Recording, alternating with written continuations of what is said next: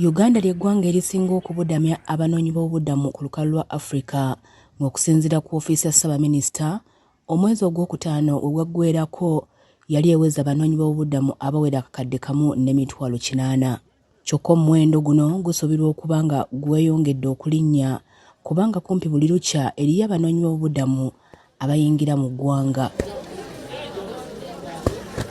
Olw'embeera eno, ekitongole ky'amawanga amagatte ekivunaanyizibwa ku banoonyi b'obubuddamu kiteebereza nti omwaka guno we gunaggweerako, Uganda ejja kuba ebudamya abanoonyi b'obubuddamu abakunukkiriza mu bukadde 2.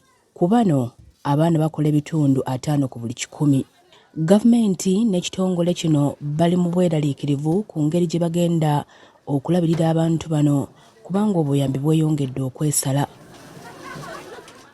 Tekyewuunyisa nti omwezi oguwedde gavumenti n'ekitongole ky'ensi yonna ku by'emmere ki World Food Program baatandika okukyusa mu nkola y'okudduukirira abantu bano mu by'emmere nga kati babateeka mu bibinja ne babagabira okusinziira ku bwetaavu bwabwe. Ng'abali obubi ennyo be bafuna ennyingi so ng'abaluddewo bafuna ntono n'abamu obutafunira ddala.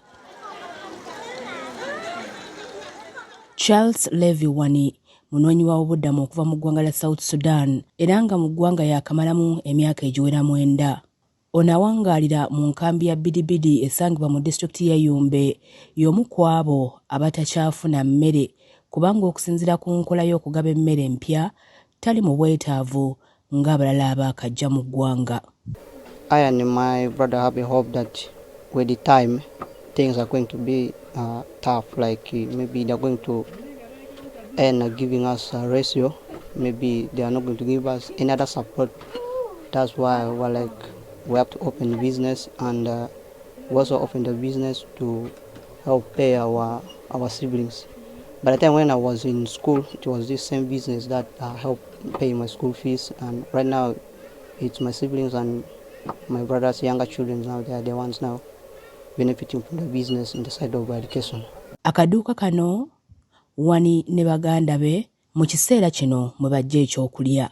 We have to give money every day to support at home there, because right now there is no source.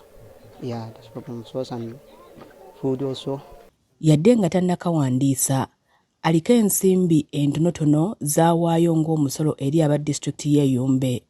Anna Kiden, maama w'abaana 6, ayagala kutandikawo wooteeri mu nkambi y'e Bidibidi asobole okuyimirizaawo ab'omu maka ge. Ono okufaananako ne Wani naye mu kiseera kino tafuna buyambi bwonna. We twamusangidde ng'ali mu kuwandiisa bizinesi ye mu kitongole ekiwandiisa kampuni ki Uganda Registration Bureau Services. In my side things are hard.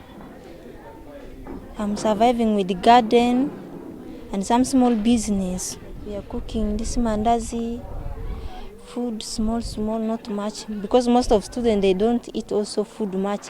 When there's holidays, those students, they are going all, they are not around. We are surviving from them. If it is only us, there's no money. Ebadde enkola ya gavumenti okubaako ettaka ly'ewaabo abaluddewo basobole okulimirako okufuna ekyokulya. Kyokka ettaka lino oluusi liba ttono nnyo okulimirako emmere eriisa famire ezirina abantu abangi. I hire land, others being given for free. I dig, I produce crop, and that's how I survive. We have a small piece of land that we have hired from the host community. So that is where we plant our sorghum. If we have gotten that sorghum, it depends with how the hill is. If the hill is okay, we can sell even 2 basins to get a source from it. If the hill is not that fine, then we just realize that we have to just use it for consumption and nothing else. Wani ne banne bwe badduka mu ggwanga lya South Sudan tebasuubira kudda kwabwe olw'embeera y'entalo ekyaliyo era nga kati balina kumanyiira embeera eno n'okugisalira amagezi okusobola okulaba nga basigala batambuza obulamu. We still want to continue living here, but the question is, how do we sustain ourselves? We really feel that it's not enough, that we are still struggling. Bano basabirira kimu gavumenti eddemu okubawa obuyambi wabula nga kino kiyinza okusoboka singa ensimbi eri gavumenti okubalabirira zeeyongera.